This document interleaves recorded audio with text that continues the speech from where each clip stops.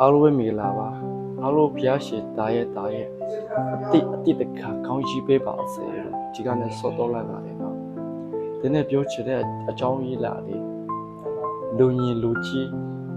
ကလေးလောကမဆိုင်ပါဘူးလောကမှာလေ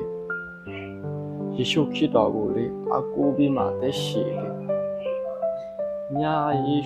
ကောင်းတယ်လို့ကျွန်တော်ခြေခဲလို့ဝင်ငါပါတယ်ဒီချားတာတဲ့ဖြစ်စေဆေးရည်တွေဖြစ်စေဘာမှမဆိုင်ဘူးသူလဲလူပဲဆေးတဲ့သူလဲလူပဲချားတာတဲ့သူလဲလူပဲလူချစ်သူလေနေတာကြတော့မတူစားတာကြတော့မတူထားပါတော့ဒါမဲ့ဂုဏ်ပွေချစ်ကတူရဘာကြောင့်လို့စကားပြောတာလဲဒီချားတာနေတဲ့ဖြစ်စေတနေ့ကျရင်ဒီတဲတဲ့ဟာကိုလေထားခဲ့ရတဲ့ဥစ္စာဖြစ်နေတယ်ဒီဆေးရည်တွေဖြစ်စေဒီဆေးနေတဲ့တနေ့ကျရင်လေသူဒီတဲတော့နိုင်လေဒီအကျိုးရှိမှာမဟုတ်ဘူးပြောချင်တာလေချားတာတဲ့ဖြစ်စေဘုရားကိုတည်တဲ့သူဖြစ်ပါစေဆေးစေဖြစ်စေဘုရားကိုနားလည်မဲ့သူဘုရားကိုချီးမွမ်းတဲ့သူဖြစ်ပါစေဘာဖြစ်လို့လဲဆိုတော့တနေ့ကျရင်ငါတို့တွေဒီလောကမှာခဏပဲနေရချားတာပြီးမှလေဘုရားကိုတည်တဲ့ဆိုရှမ်းကောင်းတဲ့လောကမှာနေရတဲ့ခါလေခါစားခွေးရတယ်ကိုတမလို့တွေ့လေကောက်ပြည်နိုင်ငံကိုရောက်သွားနိုင်တယ်ဆေးတဲ့သူလေဘုရားကိုတော့ဘုရားကိုချီးမွမ်းပါ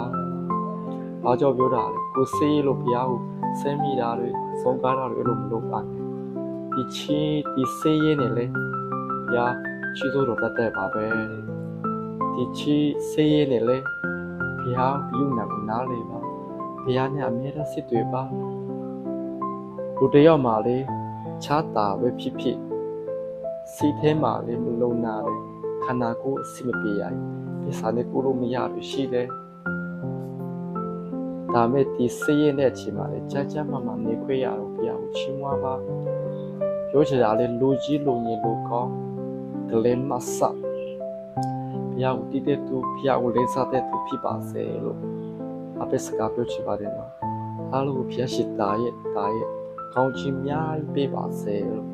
ဆော့တော့လိုက်ပါတယ်နော်အာမင်